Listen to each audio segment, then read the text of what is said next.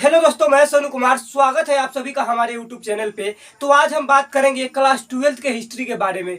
Friends, आज हम लोग का पॉइंट रहेगा प्रमुख ग्रंथ, यानी विभिन्न ग्रंथ के बारे में पढ़ेंगे, जैसे रामायण, महाभारत, उपनिषद, पुराण आदि के बारे में चर्चा करेंगे, जो एग्जाम में बार बार पूछा जाता है। तो फ्रेंड्स, चलिए ज्यादा देर न करते हुए वीडियो की शुरुआत करते हैं। फ्रेंड्स, हम लोग के सामने फर्स्ट ग्रंथ है, तो हम लोग के सामने फर्स्ट ग्रंथ का नाम है उपनिषद। क्या हम लोग के सामने फर्स्ट ग्रंथ का नाम है उपनिषद। फ्रेंड्स, उप का मतलब क्या होता है और निषद का क्या मतलब होता है, सबको अर्थ हम बताएंगे। तो चलिए एक एक करके हम पॉइंट को समझने की कोशिश करते हैं। फ्रेंड्स, उप का अर्थ क्या होता है? उप का अर्थ होता है समीप, यानी नजदीक। और निषद का मतलब क्या होता है? तो निषद का मतलब होता है बैठना, अर्थात जिस रहस्य में ज्ञान गुरु के नजदीक प्राप्त किया जाता है उसी को उपनिषद बोला जाता है। फ्रेंड्स, उपनिषद को अलग अलग डिवाइड करेंगे तो हो जाएगा उप जोड़ निषद बराबर उपनिषद। तो फ्रेंड्स, मैं उम्मीद करता हूं कि आप लोग समझ गए होंगे। चलिए नेक्स्ट पॉइंट को देखते हैं। फ्रेंड्स, हम लोग के सामने नेक्स्ट पॉइंट है कि उपनिषद की कुल संख्या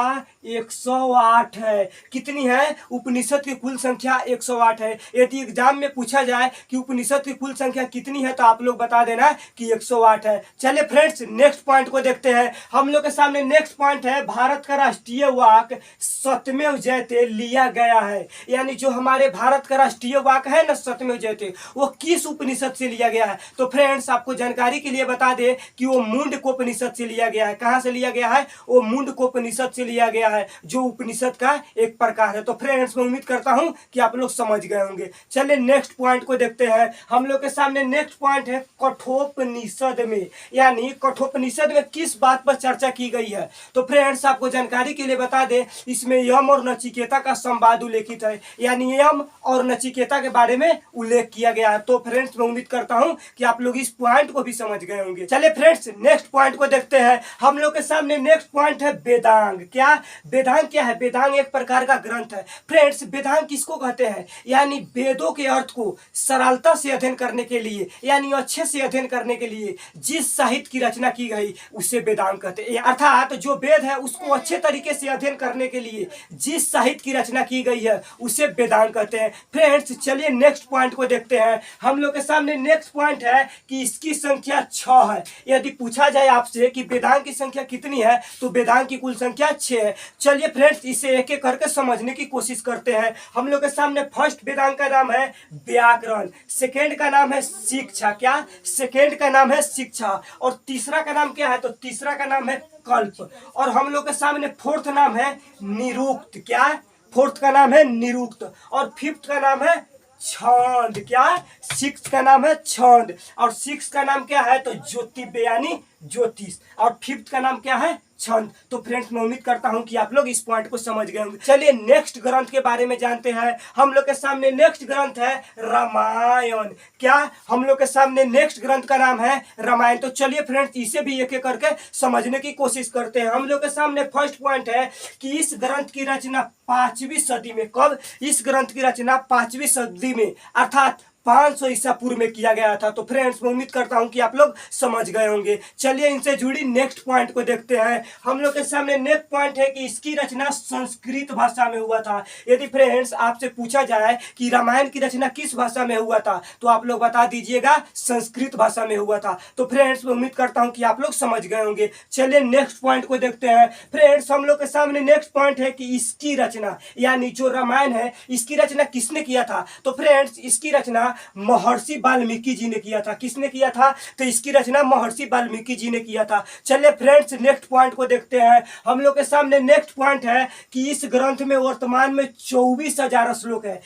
अर्थात जो रामायण है ना फ्रेंड्स, उसमें 24,000 श्लोक है। कितने श्लोक है? 24,000 श्लोक है। तो फ्रेंड्स, मैं उम्मीद करता हूं कि आप लोग समझ गए होंगे। चलिए नेक्स्ट पॉइंट को देखते हैं। हम लोग के सामने नेक्स्ट पॉइंट है कि रामायण 7 कांडों में विभक्त है। फ्रेंड्स, यदि आपसे पूछा जाए कि रामायण कितने कांडों में विभक्त है, तो रामायण 7 कांडों में विभक्त है। तो चलिए फ्रेंड्स, एक एक करके समझने की कोशिश करते हैं। हम लोग के सामने फर्स्ट कांड है बाल कांड, सेकेंड नाम है अयोध्या कांड, थर्ड नाम है अरण्य कांड, फोर्थ नाम है किष्किंधा कांड, फिफ्थ नाम है सुंदर कांड, सिक्स्थ नाम है लंका कांड और सेवेंथ नाम है उत्तर कांड। तो फ्रेंड्स मैं उम्मीद करता हूं कि आप लोग सारे कांड को समझ गए होंगे। एक में बाल कांड, दो में अयोध्या कांड, तीन में अरण्य कांड, चार में किष्किंधा कांड, पांच में सुंदर कांड, छह में लंका कांड और सात में उत्तर कांड। तो फ्रेंड्स मैं उम्मीद करता हूं कि आप लोग सातों कांड को अच्छे तरीके से समझ गए होंगे। फ्रेंड्स इसे आप लोग घोर कर पी जाइएगा क्योंकि इसे एग्जाम में बार बार पूछा जाता है। चलिए नेक्स्ट पॉइंट को देखते हैं। फ्रेंड्स हम लोग के सामने नेक्स्ट पॉइंट नहीं बल्कि नेक्स्ट ग्रंथ है। क्या हम लोग के सामने अब की बार नेक्स्ट पॉइंट नहीं है, नेक्स्ट ग्रंथ है। तो हम लोग के सामने नेक्स्ट ग्रंथ का नाम है महाभारत। फ्रेंड्स मैं आशा करते हैं कि आप लोग सारे ग्रंथ को नाम जानते होंगे लेकिन इससे जुड़ी पॉइंट को नहीं जानते होंगे। तो आप लोग इस वीडियो को अंत तक देख लीजिएगा, आपको अच्छी तरीके से जानकारी हो जाएगा। देखिए फ्रेंड्स महाभारत से भी जुड़ी कुछ रोचक बातें बताएंगे जो आपको एग्जाम में पूछा जाता है। तो चलिए फ्रेंड्स एक एक करके समझने की कोशिश करते हैं। हम लोग के सामने फर्स्ट पॉइंट है कि इस ग्रंथ की रचना यानी जो महाभारत है ना, इस ग्रंथ की रचना 10वीं सदी से 5वीं सदी के बीच अर्थात 1000 बीसी से 500 बीसी के बीच में किया गया था।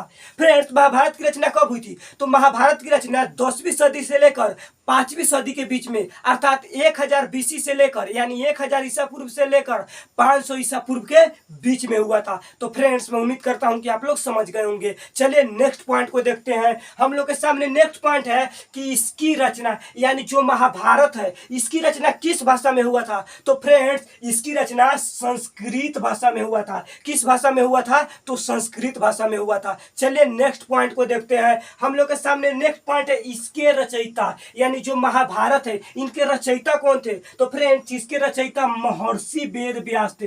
तो इनके रचयिता कौन थे? तो फ्रेंड्स इनके रचयिता महर्षि वेद व्यास थे। चलिए नेक्स्ट पॉइंट को देखते हैं। हम लोग के सामने नेक्स्ट पॉइंट है इस ग्रंथ की मूल कथा क्या? फ्रेंड्स जो महाभारत इसकी मूल कथा क्या थी? तो इसकी मूल कथा थी कौरव और पांडव के बीच युद्ध हुआ था, उसी को महाभारत कहा जाता है। फ्रेंड्स महाभारत को साधारण शब्दों में कहा जा सकता है कि कौरव और पांडव के बीच जो युद्ध हुई उसी को महाभारत कहा जाता है। तो फ्रेंड्स मैं उम्मीद करता हूं कि आप लोग समझ गए होंगे। चलिए फ्रेंड्स नेक्स्ट पॉइंट को देखते हैं। हम लोग के सामने नेक्स्ट पॉइंट है यह युद्ध 18 दिनों तक चला था।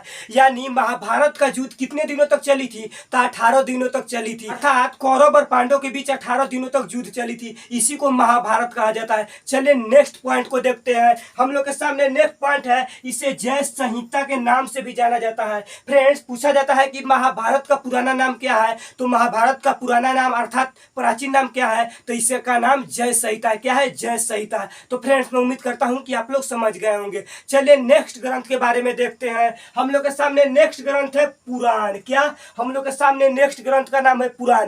फ्रेंड्स इनसे जुड़ी भी एक दो आपको पॉइंट बताएंगे जो एग्जाम में बार बार पूछा जाता है। हम लोग के सामने फर्स्ट पॉइंट है कि इसकी रचना लोमहर्ष द्वारा किया गया था। इसकी रचना किसके द्वारा किया गया था? तो फ्रेंड्स इसकी रचना लोमहर्ष अथवा उनके पुत्र उक्त श्रावा के द्वारा किया गया था। यदि लोमहर्ष भी रहे या उक्त श्रावा भी रहे तो घबराने की कोई बात नहीं है क्योंकि लोमहर्ष का पुत्र का ही नाम उक्त श्रावा था। तो फ्रेंड्स मैं उम्मीद करता हूं कि आप लोग समझ गए होंगे। चलिए नेक्स्ट पॉइंट को देखते हैं। हम लोग के सामने नेक्स्ट पॉइंट है कि इसकी संख्या 18 है। चलिए नेक्स्ट पॉइंट को देखते हैं। हम लोग के सामने नेक्स्ट पॉइंट है सबसे प्राचीन पुराण यानी सबसे प्राचीन पुराण का नाम बताएं। तो फ्रेंड्स सबसे प्राचीन पुराण का नाम मत्स्य पुराण है यानी सबसे पुराना पुराण का नाम क्या है? तो मत्स्य पुराण है। फ्रेंड्स मैं आशा करता हूं कि हमारे द्वारा समझाएगा हर एक पॉइंट आपको अच्छे तरीके से समझ में आ गया होगा और उम्मीद भी करते हैं कि आप लोग ये वीडियो काफी अच्छा लगा होगा। यदि वीडियो अच्छा लगा है तो चैनल को सब्सक्राइब करके बेल आइकन को दबाना ना भूले। तब तक के लिए जय हिंद।